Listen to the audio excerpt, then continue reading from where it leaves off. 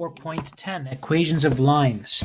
So our goal here is to be able to go back and forth between the representations of a linear relation. So we have one representation in the form of an equation where you have a y value equal to an x value multiplied by m, and m here is the number or the constant that represents our slope of our line. Okay, and then we add b, and b is the value that represents our y-intercept, where the line crosses the y-axis. Okay, and the graphical form of the line can be represented by a straight line. Okay, and we can often do things like find the slope of this line by picking 2 points and measuring the rise and the run of the triangle that we create between these 2 points. Okay, and again on the graph of a line, where the line crosses this y-axis, this point right here, that is our y-intercept. So that's the visual way of looking at what the y-intercept looks like. And if we do rise over run, we can also find our slope. So our slope is equal to the rise over the run. Okay.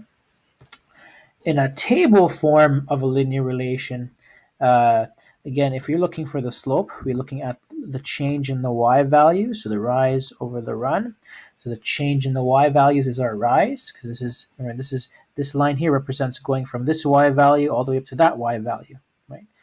Okay, so the change in our y values here is from 5 to 2 is a drop of 3, so the rise is minus 3. And to go from -2 to -1, that's a run. The x values, now the change in our x values is the run. And so that is a value change of +1. We're going up by 1 if we go from -2 all the way to -1. Okay, so we can find our slope by doing -3 over 1 in this particular case of a table of values. And we can also find our y-intercept. Okay, so the y-intercept not only is where the line crosses the y-axis, but the x value is also 0. So the x is 0. Like here on the graph, x is 0. There's 0 here. Okay, so x is 0, and the y value would be our y-intercept, -1. So this is the y-intercept when x equals 0. Okay, so to go back and forth between the different representations of a line, you just have to be able to identify how to find the slope and how to find the y-intercept. Okay, so remember that you always need to determine the slope and the y-intercept. Let's look at some more examples. So here's my equation to graph 3x minus 5. So 3 is going to tell me what my slope is, and the minus 5 is going to tell me what my y-intercept is. So when I go to my graph, I'm going to look for that y-intercept. That y-intercept here is -5, okay? And so that's my first starting point. So number 1, how did I graph this? Start by plotting the point at the y-intercept. Step 2, using slope. The slope is 3, so the rise could be 3 and the run could be 1. 3 over 1 is 3, right? So a positive value means we go up. A positive value in the denominator means we go to the right. Okay? So from the y-intercept point, we go up 3 over right 1. Okay, and then you repeat for multiple points. Okay, so let's go to our graph. We're going to go up 3, so here 1, 2, 3, then right 1. There we plot our next point. And we go up 3, so 1, 2, 3, and then right 1. There's our next point. Up 3, follow the red dot, 1, 2, 3, then right 1. There's our next point. Okay, and then we can connect those points to make our straight line. So let's just draw a line. Here we go. And we can extend our line to continue showing that there's a linear relation here. Okay, and I just put arrows on both ends to show that the line continues in both directions. Okay. All right, so that's going from an equation to a graph. What about a graph to an equation? Okay, let's look for our y-intercept here. So the y-intercept is equal to positive 3. Okay, so in our and then our slope, we need our slope. Let's pick another point we can read. I can read this point down here. So we can create a triangle.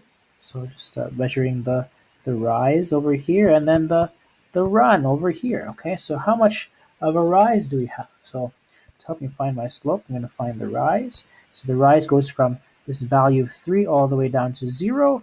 Okay, so that's a drop of 3, so minus 3. And then from left to right along the horizontal, I go from 0 all the way to 6. So that's a run of 6. So negative 3 over 6 is my slope. In the lowest terms, I'm going to write that as negative 1 over 2. So my equation is going to be y equals my slope, negative 1 over 2, multiplied by x, and then add my y-intercept. So y-intercept is positive 3, so it's going to be plus 3. And there's my equation.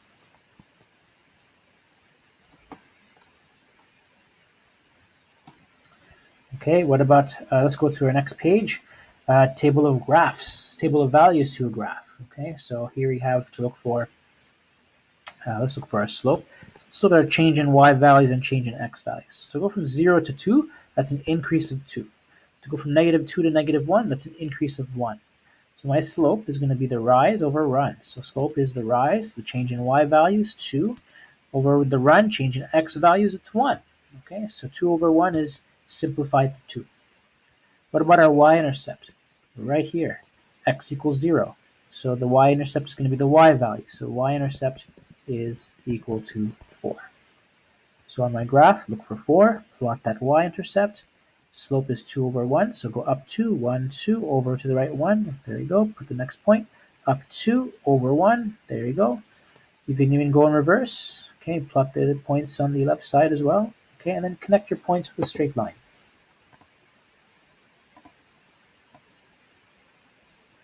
You can continue the line in both directions. Make sure you draw the arrows at the endpoints to indicate that the line continues on forever in both directions. Okay, what about the graph to the table? So here at this point, you're just starting to look for key points. So let's say y-intercept is here, 0 and 2. And one point we want to put, we'll put in the middle of the graph, middle of the table, I should say. Okay. So what's our slope? Well, here's another point I can read. Okay, negative 1 and negative 2. So what's this rise? To go from positive 2 to negative 2? Well, that's a rise of 4. What about here, 0 to negative 1? That's a run of 1. Okay, so again, all you have to do really is just plot other points that you can read. So I can here read negative 1 and negative 2. And I can also read negative. So down here I have negative 2 and negative 6 approximately. Okay, and then here 1 and 6, and then 2 and 10. Okay, so here 1 and 6, 2 and 10, negative 2 and negative 6. Okay, and then you can just check, yes, negative 6 and negative 2, it's a rise of 4. Negative 2 and negative 1 is a rise of 1, so the slope works. Okay, the slope is 4. My y-intercept is 2. Okay, table to equation. Table to equation. All right, so for an equation, we just need the slope and the y-intercept. So what's our slope? The rise is 5 to 8, so that's 3. 1 to 2 is a rise of 1, so the slope is 3. So 3 over 1, which is 3. Okay. What about our y-intercept? Well, I don't see an x equals 0, but if I work backwards, so 1 to 0 is just a decrease of 1. I'll decrease this 5 by 3. So if I go backwards, it's going to be 5 minus 3, which is 2. So my y-intercept is going to be 2. Okay, so again, the difference between 2 and 5 should be 3. The difference between 1 and 0 should be 1. Right, this is all 3. This is 3. This is 1. This is 1. For a line, they should all be the same. So for my equation, I'm going to have y equals 3x because my slope is 3. And my y-intercept is 2, so I put plus 2. Equation to table, start with the starting value 10, so 0 and 10, that's my y-intercept, right? What's my slope? Minus 3, so I have to decrease this value by 3 every time, so negative 7, Sorry, not 7. Sorry, 10 minus 3 is 7. 7 minus 3 is 4. 4 minus 3 is 1. Okay, then I just increase my x values by 1. So 1, 2, and 3. Okay. So I just make a note here. This is my y-intercept starting value. Okay. Or what you can do is pick x values and substitute them into the equation. So if you pick x equals 1, so sub equal x equals 1, for example, then you can do y equals negative 3 times 1 plus 10. And so negative 3 times 1 is negative 3 plus 10. So and that gives you 7, right? So equals 7. The 10 take away 3 is 7. Exactly what we have up here. So you can do it a couple of ways of doing this. All right, so some special lines before we end this lesson. So what's happening here? All the x values you have, no matter what x value you have. Here at negative 3, you can take a 0, or positive 3, you have the same y values. At negative 3, you have the y value of 6. Here at 0, you have a y value of 6. Positive 3, the y value of 6. Oh, y equals 6. No matter what x value you pick, y equals 6. Right? So y equals 6 is my equation. That's the equation. There's no x in this equation because x is everywhere. X is everywhere. No matter what x value you pick, y will always equal 6. And so y values always 6. The slope is 0. Okay, this horizontal line. For vertical lines is different. Okay, the x value is only going to be negative 4. There's no other x value anywhere else, right? Like 6. If I pick 6, wait, there's no graph. There's no graph here. So the x value has to be negative 4. So negative 4, negative 4, negative 4. What's the y value? Well, any y value exists on this line. So if I pick this y value, it's there. It's going to be 5, right? So 5. 0 exists there as well. So 0. Minus 2 exists there as well. So minus 2. So any y value exists on this line, but the only x value is negative 4. Okay, so x equals negative 4. That's the equation. Now you can have an equation of a line by saying x equals negative 4. You don't have a y in here because the y value, any y value works. Right? So x values always negative 4. The slope is undefined, and we talked about this in the previous lesson. The slope is undefined, no slope.